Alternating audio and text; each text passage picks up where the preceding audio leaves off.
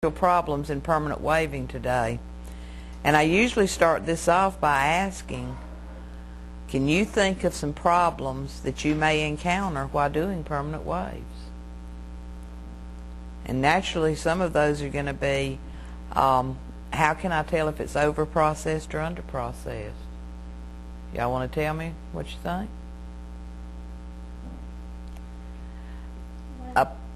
Go ahead.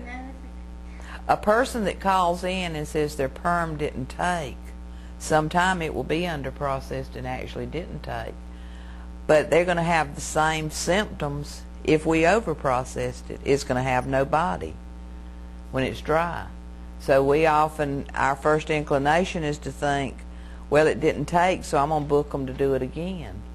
But you better not do that, because it may be having no body because it was over-processed, and we certainly can't help the situation by putting more chemicals on it. So talk to them and ask them why do they think it didn't take, and they'll say, well, when it's dry, you know, it still doesn't hold curl. So you tell them, say, well, I can't distinguish over the phone what the problem is, and I need you to come by here, and I need you to come by at a time so that I can wet it, because the symptoms on dry hair is going to be the same thing, no body, under-processed or over-processed. But when they come in and you wet it, if it's still straight, especially on the ends, and curly at the top, then that means it's over-processed.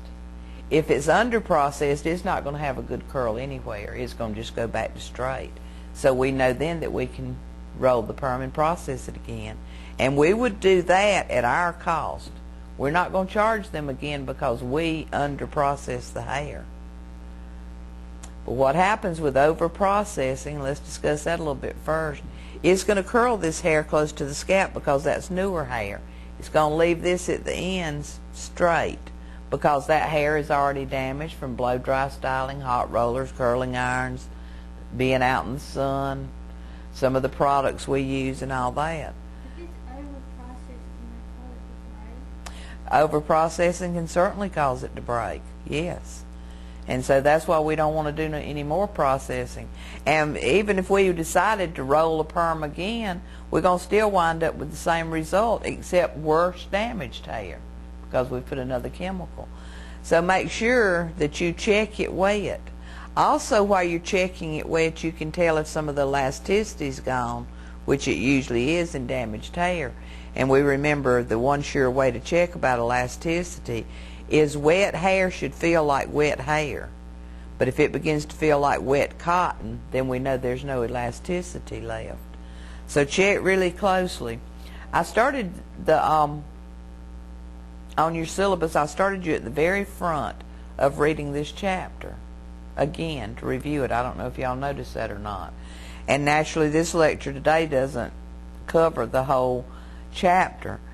But first off, we got to think of the structure of the hair and how it's made, because that's how we run into some of the problems.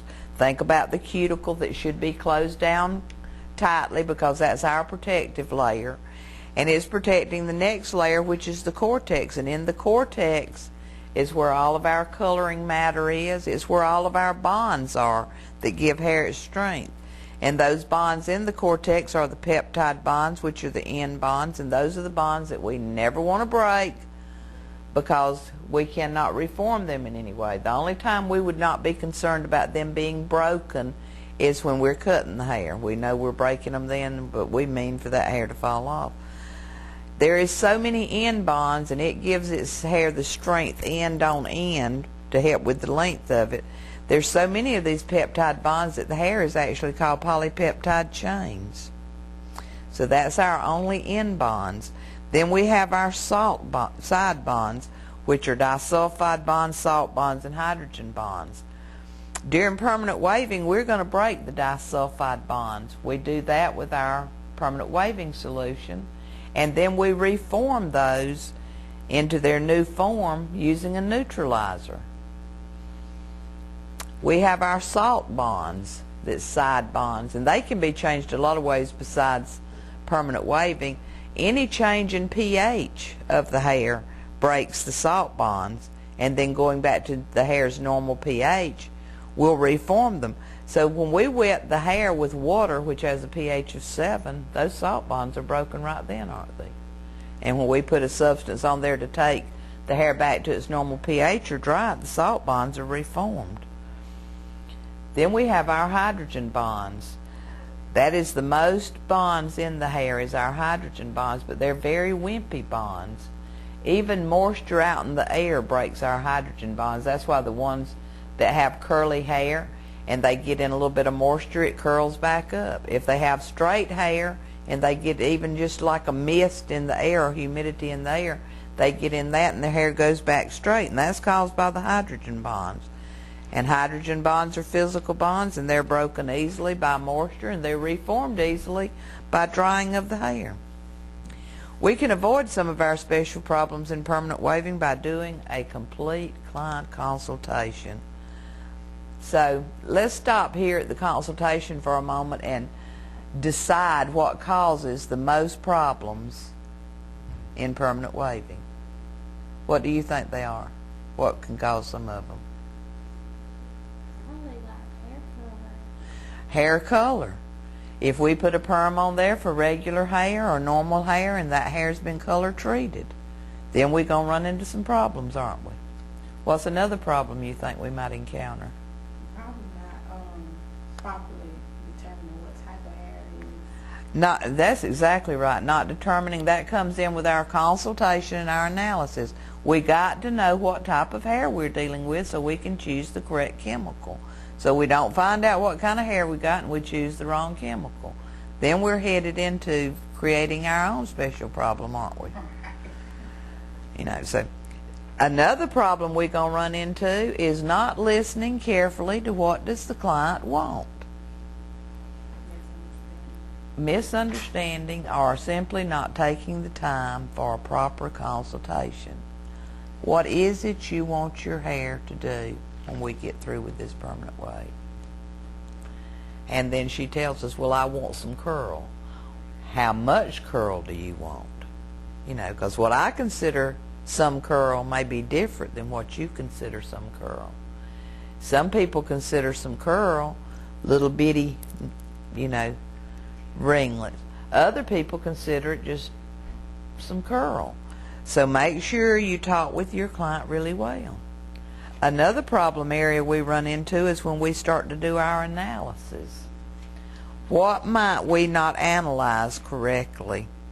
And that will cause us a problem in choosing a perm or correct processing time in a perm. What about that hair might we misjudge? The porosity. Boy, that would be a big one if we misjudged it, wouldn't it? Let's say we thought it was going to be a little bit resistant, and when we put that solution on there, it just grabbed it. If it's allowed to go in there quickly, then our chemical processing starts more quickly, and also we've got a stronger solution to do the work inside if it had high porosity, right? Because we're depending on, if we think it's just got normal porosity, we're depending on it taking a little bit of time for that solution to work its way into getting those cuticle scales open. But if it goes straight in, then we've got the full strength of the perm in there breaking bonds already, and we didn't anticipate that. So choosing the wrong strength or misjudging porosity will certainly be bad. And we want to remember here that we're going to choose our perm partly by how porous is the hair. If the hair is going to be, if we feel like it's overly porous, then we've got to choose a milder formula perm. If not, what's going to happen? We're going to burn it up? Sure are. If the hair is resistant and we choose a real mild perm, what's going to be the outcome of our perm? It's not going to take, because it's going to take all of that little weak strength to get the cuticle scales open a little bit, and then that solution is through. What about our perm wraps? Does it matter how we wrap a perm? You think so? It does, but not as much as you might believe it does. The only time that would have a real big bearing is if you've got hair that retains the parts bad after it's permed, or if you got somebody that wants to wear that perm naturally, you know, like take the rods out and shampoo it and pick it out and let it dry and go, that would matter in what direction. But for the most part, it really doesn't matter whether we use vertical or horizontal. Now, if they're wanting what we call the candy curls or the spiral curls, then naturally you've got to roll it vertically rather than horizontally so they'll hang. But it really doesn't matter as long as we use proper sectionings and have our plan. And that's all our wraps are, our sectionings are, is to give us panels, even uniform working panels, so that we hadn't got hair from here on the rod way down here, you know, because then we'd have all that length that wasn't around the rod. So that's not as important as you think, you know, that we choose the straight set over the curved wrap or anything like that. All right. However, having said that, sectioning is very important because, again, it gives us our plans for the perm. All perm wraps begin by sectioning the hair into panels. The size, shape, and direction of these panels vary based on the type of wrapping pattern and the type and size of the rod being used. Then we divide the hair down into subsections called base sections. Those are important now because we're choosing them per size of rod. And we don't want to put a little bitty rod and have a big base section. We want that base section to fit the rod that we're using. Then we have base control, and base control is more important than I can ever probably get across to you until this happens to you. And when you use the on-base placement, we put a lot of tension on the hair. And the hair, in order to roll on base, is wrapped at an angle 45 degrees beyond perpendicular. It puts so much tension on the hair that if you're not careful with that band, you're going to pop the hair off. So very seldom are we going to use an on-base placement with a perm because hair will hardly take that much tension. Off-base placement is what is preferred. It's where we wrap the hair holding it at an angle 90 degrees or perpendicular to its base section. It should sit half on and half off of its section. It minimizes stress and tension on the hair. Then we have our off-base placement. And where we're going to mess up if we use an off-base placement is we don't get much volume for the perm. And a lot of people actually get perms for the volume and bounce it gives to the hair more so than they do the curl because they want that volume. If you use this off-base placement where the hair is wrapped at an angle 45 degrees below perpendicular, you're not going to get that volume and they're not going to be happy with it. But it's for sure you haven't put a lot of tension on these rods because they won't be tight. They're just going to bounce around everywhere. Base direction refers to the angle at which the tool is positioned on the head, horizontally, vertically, or diagonally. Base direction also refers to the directional pattern in which the hair is wrapped. Although directional wraps can be wrapped backward, forward, or to one side, wrapping with the natural direction of hair growth causes the least amount of stress or damage to the hair. And that means right here on the sides, we don't want to roll it back and have that band right there. The front, we don't want to roll it back and have that band right there because that creates tension and stress on the hair. Then we need to choose what type of wrapping technique we'll have, crokinole or spiral. Crokinole perms the hair strands are wrapped from ends to scalp in overlapping layers, and our spiral wraps is wound from the ends to the scalp. However, some may be wrapped from the scalp to the ends. The difference should not affect the finished curl. In spiral perm wraps, the hair is wrapped at an angle other than perpendicular to the length of the tool. In other words, it comes like this, and just a little bit of it, the previous hair, is overlapped by this that we're putting on there now. Instead of rolling it up like that, we're rolling it like this. Choosing perm tools. And again, these don't matter a whole lot as long as you're aware of what the outcome of using the one you're going to use is. Straight rods or straight across. The problem with them is your hair wants to fall off the ends, but it gives the same size curl on the ends as it does that hair closest to the scalp. On the concave rods, they have a smaller diameter in the center, so your ends are going to have more curl than your other hair, from that little bit of difference, which is so little you're not going to pay much attention. Soft bender rods, they have the same diameter throughout. They make it easier to roll real long hair. Circle 2 also makes it easier to roll longer hair without getting so much hair on there that we worry about the penetration of the lotion. Our end papers are vitally important because they're especially developed paper meant to let our solutions go through to the hair, and how you use them is vitally important. You want to make sure you always pull them like 1/4 of an inch past the hair ends so that you don't wind up with any hair kicking back up on the underside and causing fish hook ends. If you use the double flat wrap, it's where we put one end paper under our section of hair and then one on top. It's not the preferred method because we got twice as much paper they're using too as we would with one. The single flat wrap to me is very difficult to roll. It's where we've got our strand here and we just lay the paper on top and start rolling it. If you've got any variance in the lengths of your hair, then you're going to have a time keeping it in there. I personally prefer the bookend wrap, and that's where you take your end paper and fold it in half. The main problem you'll run into with your bookend wrap is we have a tendency to want to bunch the hair up in it. You don't want to do that. You want to smooth it out. In problems with permanent waving, we've always got to think of the chemistry of our products. One of the products we use is thioglycolic acid. It is the most common reducing agent in permanent waving. We also use ammonium thioglycolate, and this is where it has ammonia added to become an alkaline substance. Excuse me. The degree of alkalinity is the second factor in the overall strength of the permanent waving solution. So we want to know, we want to look on our boxes for some of this information to find out, are we using an alkaline or are we using an acid? When would we use which one? Alkalines give a lot stronger curls to the hair. So you would use that with somebody that's really adamant about, I've got to have that curl and I need it to last.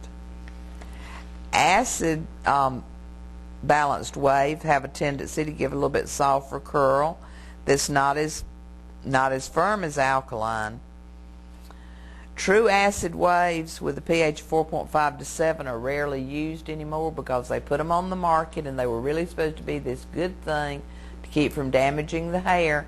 But once they got it out there, they discovered they didn't work all that good. So people would rather have a little bit of damage than a perm that didn't take.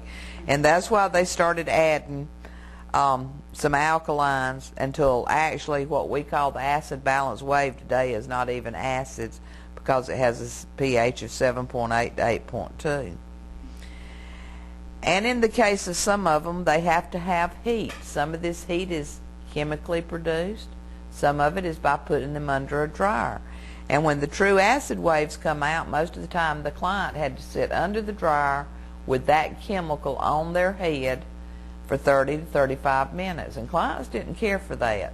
They had been used to sitting there at 10 minutes with those cold perms or alkaline perms, and they didn't care for this situation of having to sit under that dryer for a long time, even if it meant healthier hair. So companies come up with what they call exothermic waves. And this is where when you open your perm box, you can just about tell that you've got an exothermic.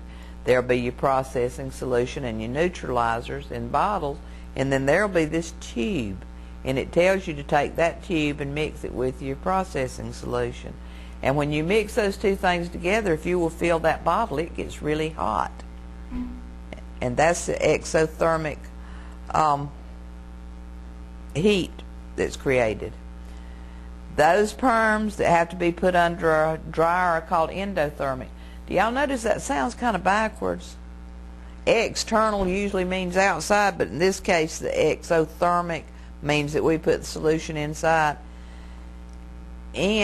It seems to sound like inside, but in this case, endothermic means we're going to put them under an outside source of heat, such as the dryer. All right. One of the major places we can make a mistake is choosing the wrong perm. So it's vitally important that we choose the correct type. All right, we want to make sure we choose the right type of perm for the hair we're working on. And that's what we've been discussing. If we've got somebody that wants really tight curls and their hair is kind of normal, we can use alkaline. If they're wanting really tight curls, but their hair is a little bit damaged, we're probably not going to be able to achieve that. So we want to be honest with our client that to put something on there strong enough to cause real tight curls is going to cause them more damage than they want. So this all comes into play when you do your consultation, is to explain what is and what is not achievable. Because the last thing you want to do is a lot of damage. It's better to just not do the perm than to do something that's going to cause them headaches. So select the type of perm by the type of hair you're dealing with. We're going to go over a chart here that kind of explains to us what we can expect and what these perms will do and what type of hair to use it on. Our alkaline or cold waves with a pH of 9 to 9.6 have as their active ingredient ammonium thioglycolate. They process at room temperature. They're recommended for coarse, thick, or resistant hair. We can expect to get firm, strong curls from them. They process quickly at room temperature, and that kind of gives us a hint there when it says it processes quickly at room temperature, that we could overprocess that easily, couldn't we? So we need to stay with it and watch it. A disadvantage of the alkaline cold waves is they have an unpleasant ammonia odor, and they may damage delicate hair. Our exothermic waves also have a pH of 9.0 to 9.6, and their main active ingredient is ammonium thioglycolate. They process exothermically, meaning that we're going to add one chemical to another. They're recommended for coarse, thick, or resistant hair, and we can expect the firm, strong curls from them. That exothermic reaction, when we mix the two chemicals together, causes the solution to get hot. They also have an unpleasant ammonia odor and may damage delicate hair. Then we have our true acid waves with a pH of 4.5 to 7. Their active ingredient is glycerol monothioglycolate. They process endothermically, meaning we've got to set our client under the dryer.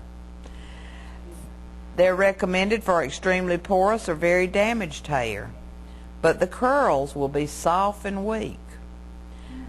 One of the advantages is the low pH produces minimal swelling of the cuticle layer, so we don't add a lot of damage to the hair. The disadvantage is that it does require heat from the hair dryer and that it will not produce firm, strong curls. Our acid balance waves have a pH of 7.8 to 8.2.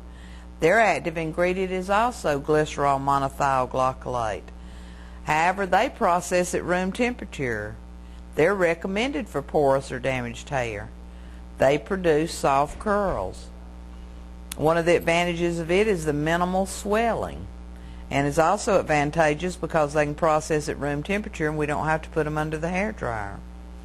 However, if we repeatedly use this type of perm on a client, they may develop an allergic sensitivity.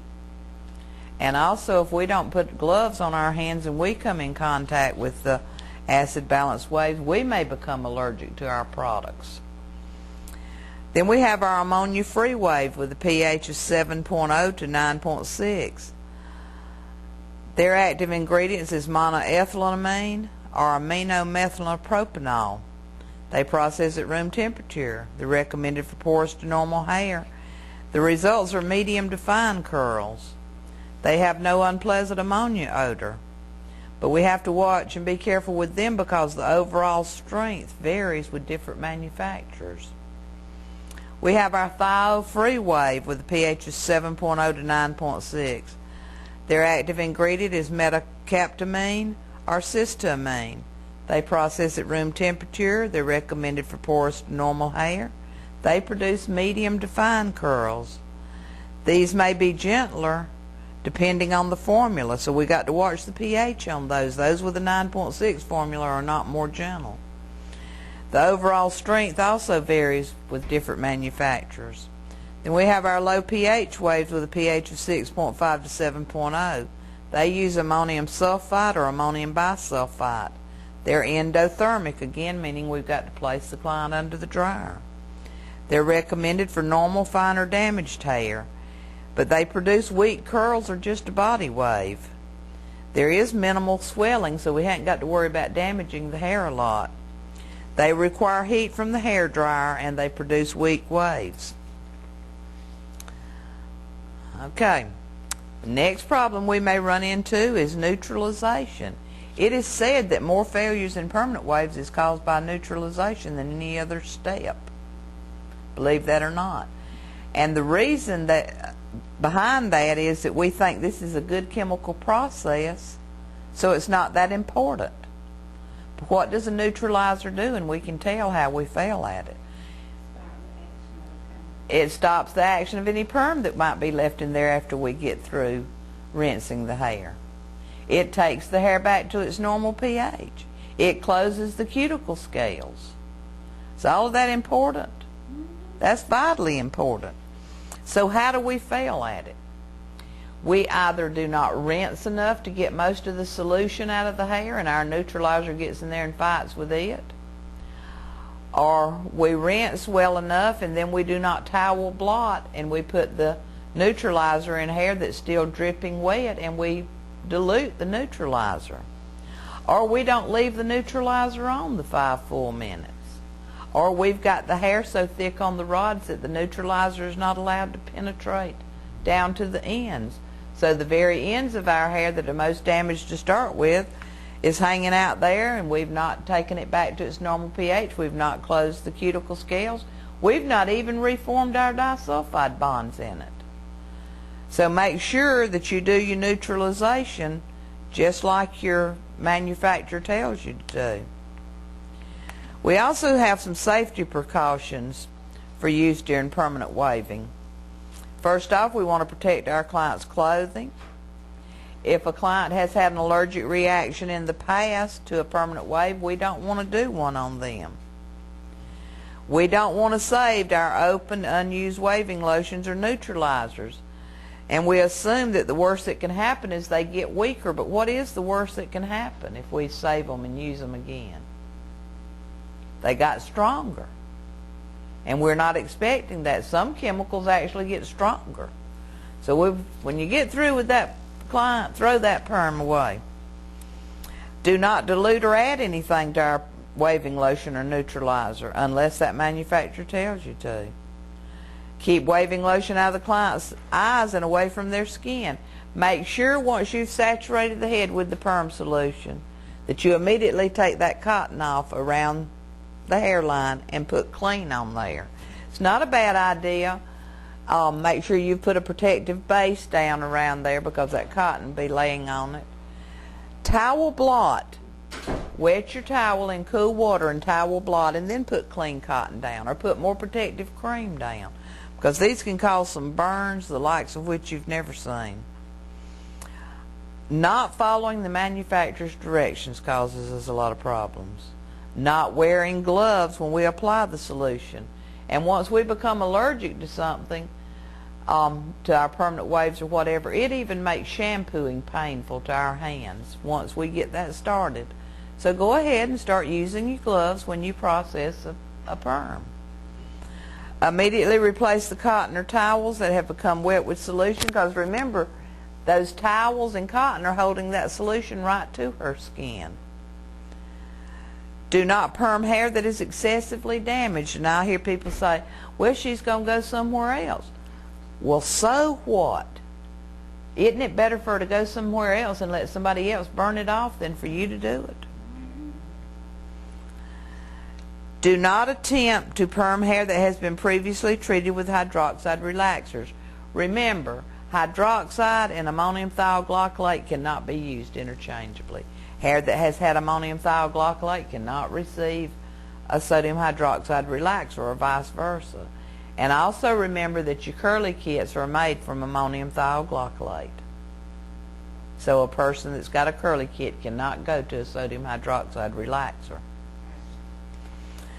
Always perform a test for metallic salts if there is a possibility that metallic hair color was used on the hair previously. And always apply a protective barrier around the client's hairline and ears before you apply the permanent waving solution. So let's talk just a minute about metallic salts. Metallic salts are an ingredient in over-the-counter hair colors, although not many of them, some of them. And when hair has that, you're going to see some unusual colors. And I'm not talking about the neon purples that people put in their hair now, but I am talking about a purple. It's a strange, dull purple. Hair that has been treated with metallic salts never shines.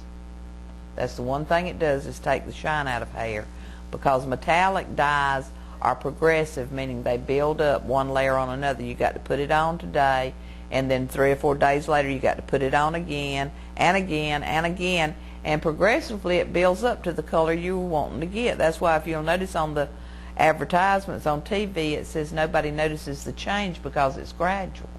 But that's what's happening, is it's coating one layer on top of another, and it renders the hair unfit for any other chemical services that we offer in the salon. And with certain metallic salts, it may even make the hair begin to boil once we put the perm solution on it. Boil just as if we had it in a pot on the stove. So you want to be real careful with it. If you suspect this client has it, they're going to have that dull hair.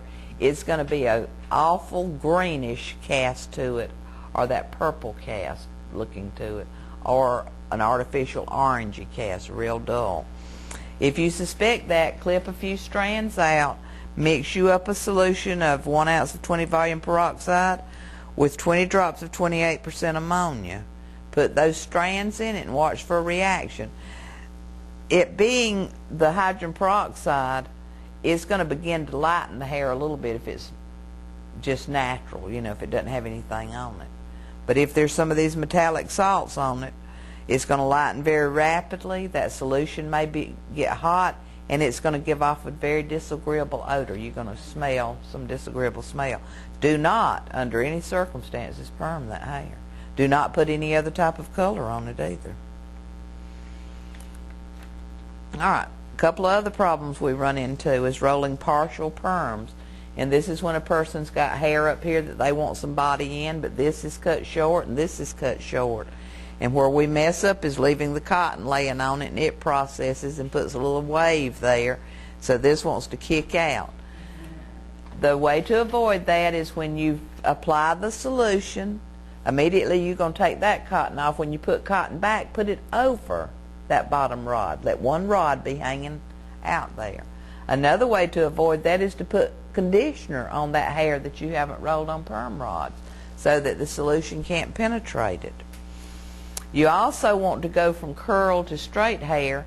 If you're using white rods up here, then get the next size, which would be the lavender, and put as the bottom rod right before you go into it. So we got curly, not so curly, then straight.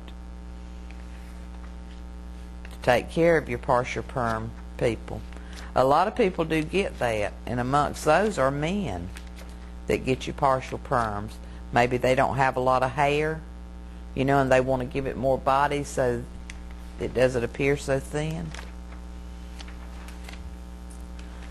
All right, let's talk about our handout.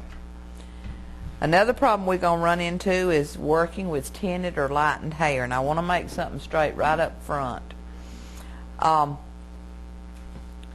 If a person has come to the salon and they have had their hair lightened and then a toner put on it, that hair cannot be permed.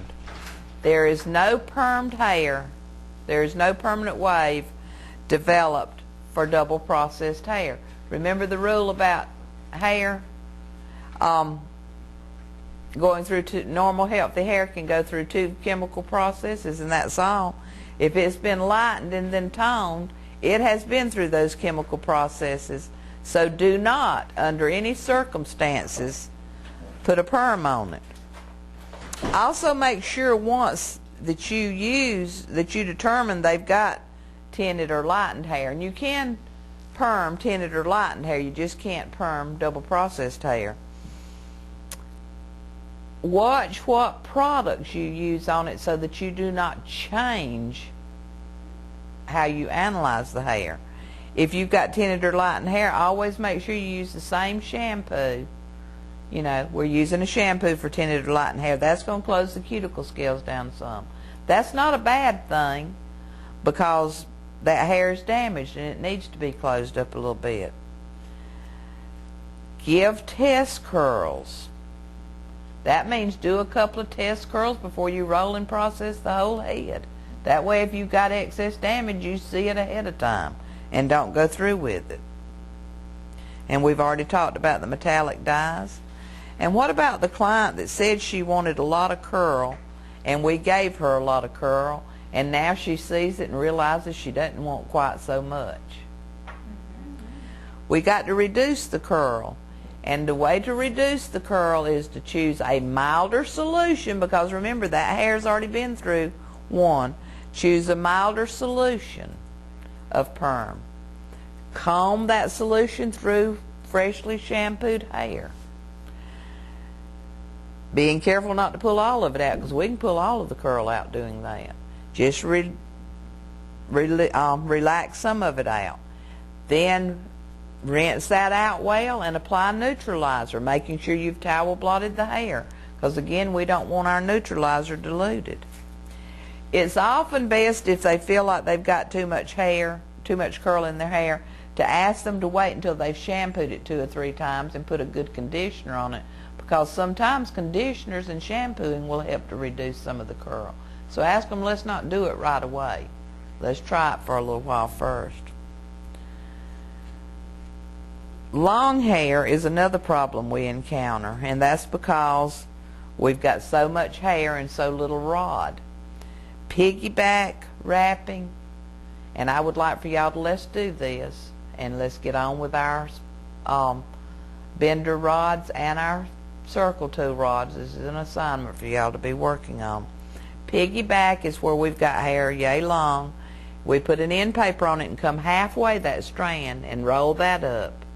Then we come to the ends, get another rod and another end paper, and roll that up and set it on top of that one. And that keeps us from clumping so much hair on one rod. Another problem we run into is odors left from perms. Now let me tell you first off here, what causes odor to be left in there so that every time we wet that hair, we smell that perm again? The first, what is it? Not rinsing that solution out properly and then sealing it in with our neutralizer. That's exactly right. So we know that we cause that. You may boil some parsley down to a tea and apply to the hair, but make sure you don't do this on lightened hair or real light colored hair, because it's going to stain it.